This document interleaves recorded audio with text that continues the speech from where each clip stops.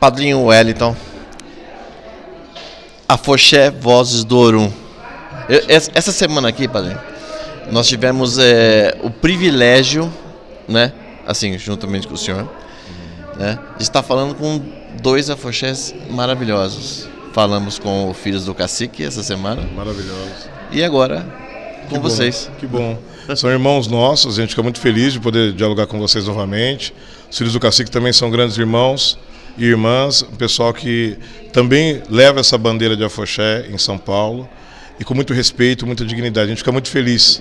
Né? A gente quer que, na verdade, os afoxés se multipliquem, os grupos coloquem os seus terreiros na rua. Né? Que o afoxé é a vinda do terreiro para a rua. E a gente faz isso com bastante devoção, com bastante alegria. Com certeza. Bacana. Padrinho, a gente hoje aqui está num dia muito importante. Né? Um dia em que essa semana nós vamos comemorar aí o Dia da Mulher Negra Latino-Americana e Caribenha, né? Teresa de Benguela.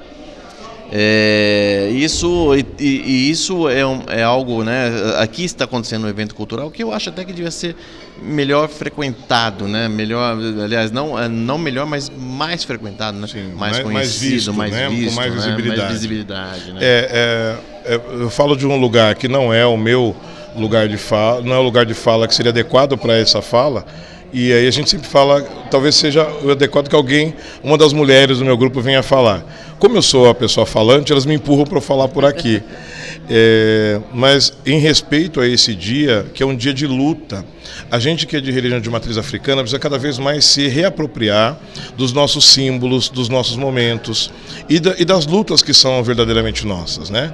A gente vem de um local de luta religiosa muito importante, por espaços, mas dentro da base da nossa sociedade, a luta das mulheres, principalmente as mulheres negras que estão na base da sociedade, na Latinoamérica como um todo, principalmente, que são impactadas pelo colonialismo, a gente precisa estar muito junto dessas lutas, muito humilde para ouvir. Exatamente. Em que aspectos as masculinidades podem apoiar essas lutas. Sim. E a gente pode dar visibilidade. A gente viu falando de visibilidade, né? As visibilidades às lutas, às causas, a essa agenda importante, que é uma agenda de raça, de gênero, e que ainda avança, mas avança a passos muito curtos. A gente ainda está vivendo em várias sociedades, e principalmente na nossa, e que não pensa prioritariamente nas pessoas que estão na base da sociedade, como o caso das mulheres negras. E na nossa religiosidade, na nossa tradição, são as mulheres negras que fundamentaram e possibilitaram que nós estivéssemos aqui hoje. Exato, Então, assim, é um desnivelamento, todos nós como um todo, é um desnivelamento que existe entre o que a sociedade pratica e os valores que as religiões de matriz africana colocam. A construção da nossa religiosidade, a construção dos nossos territórios de terreiro foram mantidos graças à presença firme, constante e necessária das mulheres pretas, principalmente.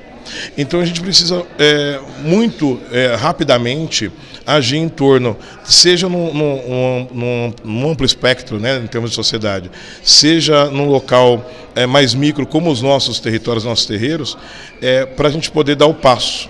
Que é aquilo que eu disse agora, eu preciso dar o passo e para que as mulheres tenham esse protagonismo, para que elas executem as suas falas, para que elas consigam trazer as suas demandas e a gente agir para a construção de um espaço mais igualitário, para que elas consigam realmente ter espaços dentro e fora dos terreiros que elas merecem, precisam e têm seu direito garantido. E a gente do canal do Saravá, a gente lógico, né? A gente quer que quem dera todo mundo visse o nosso canal, seguisse, se inscrevesse. Sim. Porque é óbvio que a gente quer ser monetizado e assim por diante, que isso faz parte de tudo. Mas principalmente, acho que na cabeça de nós 3 que fazemos parte do canal, a gente quer levar pessoas como o senhor, pessoas como o Padre Luiz Fernando, que esteve aqui, que falou com a gente, pessoas como todas as pessoas que a gente já entrevistou no canal, que levem cultura, a importância da educação nisso tudo, né? Por exemplo, muitas pessoas passam ali no Lago do Paissandu, vê lá a estátua da Mãe Preta, e não sabem o porquê, por quê, em homenagem a quem. Então aí hoje o padre falou aqui pra gente, falou ali na explanação dele, olha que absurdo as mulheres negras não poderem amamentar os seus filhos para terem leite para amamentar os filhos dos senhores, né? Vamos chamar assim, os escravizadores, né? Isso é uma parte triste da história, mas que a gente tem que conhecer para valorizar. Exato, e também para poder dar a visibilidade necessária e evitar narrativas equivocadas de que não existia escravidão, de que a escravidão foi algo menor. Não, e a escravização que os povos negros sofreram no Brasil foi muito cruel. Então a gente e também não tem que ser lembrado, padrinho. Sim. O negro não tem que ser lembrado somente porque foi escravo. Sim. Tem que se lembrar dos reis, das rainhas, tem que se lembrar de tudo isso. A nossa história começa muito antes da escravização, embora a escravização tenha sido um fator muito importante e difícil, né, dessa sociedade que foi construída aqui. Mas quando você fala da mãe preta exclusivamente, né, minha mãe, que era uma pessoa muito devota, né, de divindades que na Umbanda se manifestam sobre esse nome, resgatando que existiam essas mães que estavam ali, muitas vezes sendo obrigadas, sempre sendo obrigadas a amamentar os filhos dos outros e tendo seus filhos arrancados da sua convivência. Então a gente precisa resgatar essas histórias. Com medo de que não sobrasse leite para os outros. Então a gente precisa resgatar essas histórias no sentido de saber que a realidade existiu, mas também trabalhar para entender que a realidade atual é consequência desse passado que vivemos. E como a gente transforma um futuro? Fazendo esse presente ser diferente.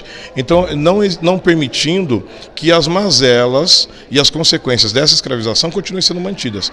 Nós, enquanto religiosos, pessoas de fé, pessoas de axé, estamos também nesse lugar de fazer enfrentamentos, de fazer lutas, e a nossa luta também passa por esse lugar alegre, por esse lugar de convivência, por esse lugar de evocar os nossos tambores e convocar os nossos ancestrais para a luta, de conviver e convergir com todas as demais culturas, ouvir todas as mulheres de todas as tradições afro-religiosas, para que elas tenham voz. Então, a minha convocação, enquanto homem hoje, é que a gente consiga dar o passo para trás e ceder os lugares de privilégio que existem, sejam como os homens negros, homens brancos e outras categorias, né, em outros lugares, que cedam os espaços para que as mulheres possam fazer a ocupação e a gente vê as maravilhas que vão vir a partir daí. Tem uma pessoa que faz parte da minha vida que diz sempre que 50% do mundo é homem e os outros 50% são filhos... Não, desculpe. 50% mulheres e os outros 50% são filhos delas. Eu acho que, na prática, eu acho que estatisticamente, seguramente, nós temos mais mulheres. Mas, independente disso, veja, mesmo, e fica mais gritante quando a gente percebe uma sociedade com mais mulheres e mulheres com menos direitos.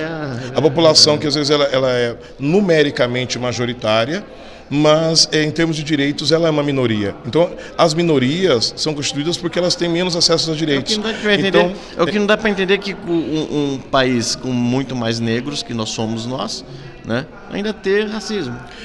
Então quando você falava de educação, leis que estão no Brasil, como a Lei 10.639, que fala sobre a obrigatoriedade do ensino de história africana e afro-brasileira nas escolas, desde o ensino fundamental até o ensino médio, são estratégias também para ajudar a direcionar esse pensamento e fazer uma construção de um diálogo antirracista, para que também a sociedade como um todo possa enxergar a contribuição da negritude e principalmente das mulheres negras nesse âmbito. Nós, como líderes de terreiros, precisamos que as nossas comunidades dialoguem sobre isso, que a gente possa trazer essas falas e trazer a presença e viabilizar para que mulheres negras possam ocupar outros espaços, né? Eu vou insistir nessa tecla.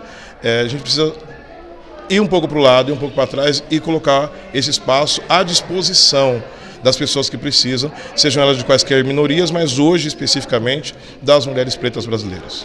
Sempre bom falar com o senhor. Muito obrigado. É sempre aprendizado, sempre.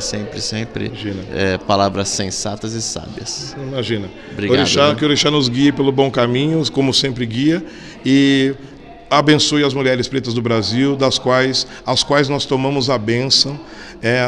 Sou filho e neto de mulheres negras e agradeço a todas elas e a tantas outras que me adotaram no percurso para que vivo eu estivesse hoje e fosse uma pessoa de Orixá. Então a gente precisa tomar a bênção, ouvir e seguir. E seguirmos juntos. Axé a todas elas. Axé. Muito obrigado. Obrigado. Até mais.